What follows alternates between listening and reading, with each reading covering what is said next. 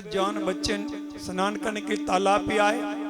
युवा पीढ़ी के मुश्किल से 22-25 साल के बीच क्यों दे रहे बच्चे ने जैसे ही तालाब में डुबकी लगाने की तैयारी की, क्योंकि रेशमा राम जी ठेकेदार ने अपने करोड़ों रुपए लगा के पूरे तालाब का गार निकाल के साफ मिट्टी डाल के तालाब की सफाई दिन रात अपनी मशीनरियां लगा करके करोड़ों रुपए का सफाई करी।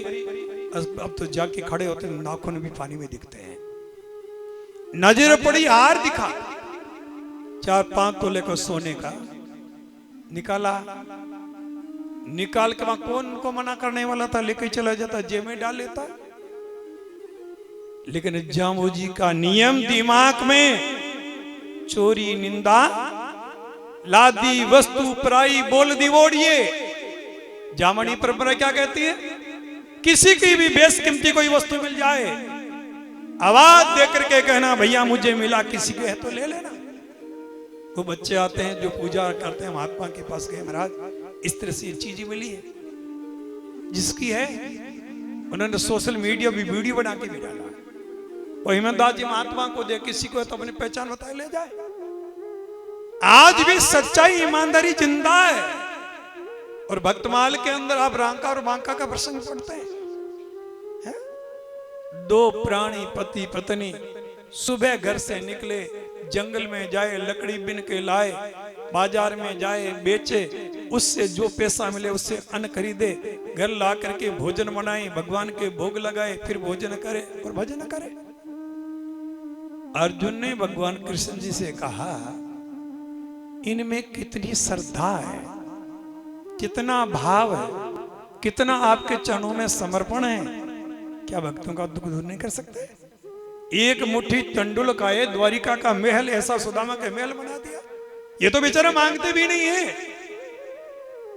वो कम से कम सुशीला ने इस नीयत से भेजा था। भगवान कृष्ण कहने लगे, अर्जुन मेरे भक्त ये निष्कामी है, मैं देना चाहता हूं, लेते नहीं, दूं कैसे? ऐसा भी होता है क्या दुनिया में? तेरे को भक्तों पे भरोसा नहीं, तू वैसी भक्ति करता तो तेरे को भरोसा होता है ना। अर्जुन नहीं माने तो भगवान कृष्ण कहने लगे, देखो आज तुम तमाशा। एक थैले में सोने की छड़ियां भर के मुंह खुला करके छोड़ दिया, सामने 3-4 छड़ियां रास्ते में डाल दी। नजर सोने पे पड़ेगी, थैले को उठाएंगे, थैला उठाएंगे, इतना सोना मिलेगा, इनके तो साजन की कंगाली चली जाएगी।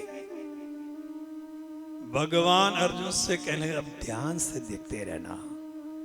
रांका बांका जंगल की तरफ निकले, आगे पति दे पति, पीछे पत्नी चल रही है।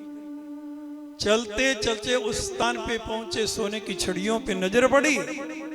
पति के मन में आया, औरतों को गहना प्यारा लगता है, सोने को देख रहे मन मेला नहीं हो जाए।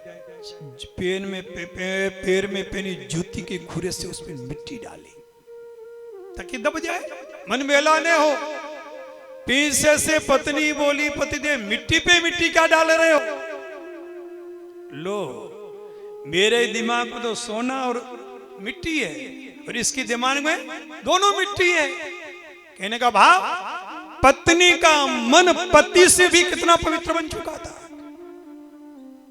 देखा अर्जुन, सोने को मिट्टी बोल रहे, अब इनको कैसे दूं?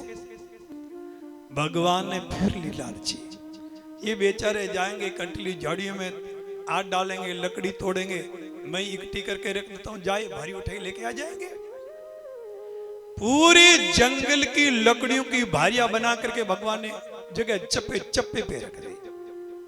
अब पति पत्नी जंगल में गए, जिधर नजर पड़ी वहां लकड़ियों की ढेरियां पड़ी है।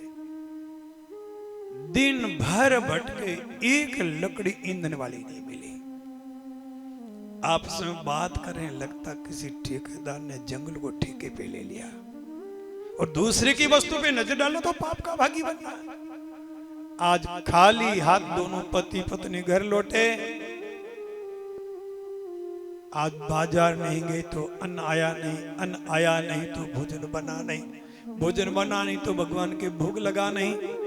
दोनों भजन में बैठे हैं, पत्नी पति से कह रहे, दूसरे की वस्तु पे नजर पड़ी ना, ये उसकी सजा है।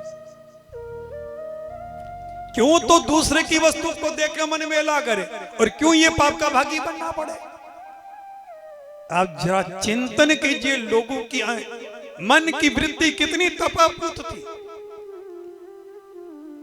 जाम्बोजी भगवान ने क्या कहा? चोरी, निंदा, झूठ भूल करके जीवन में इन अवगुणों को स्थान मत देना।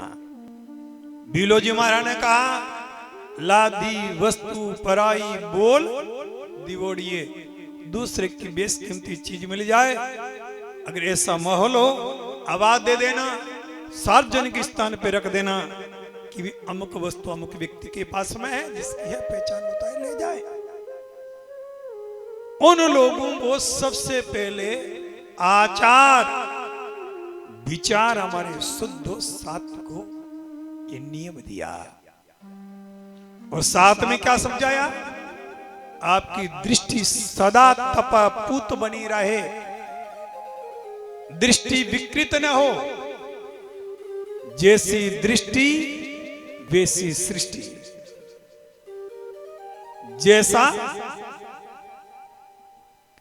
जैसी दृष्टि होगी वैसी,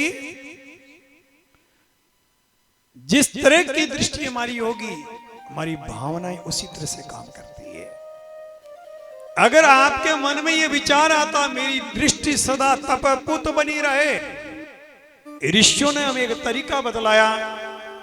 अगर किसी स्त्री पे आपकी नजर पड़ती है, आयु में आपसे छोटी है, बेटी की भावना से देखना। आयु में बराबर है, बहन की दृष्टि से देखना, और आयु में बड़ी है तो मां की दृष्टि से देखना। हमारी हिंदू संस्कृति में हमारे ऋषियों ने, महर्षियों ने हमारे जीवन के 3 ऐसे पवित्र संबंध बनाए हैं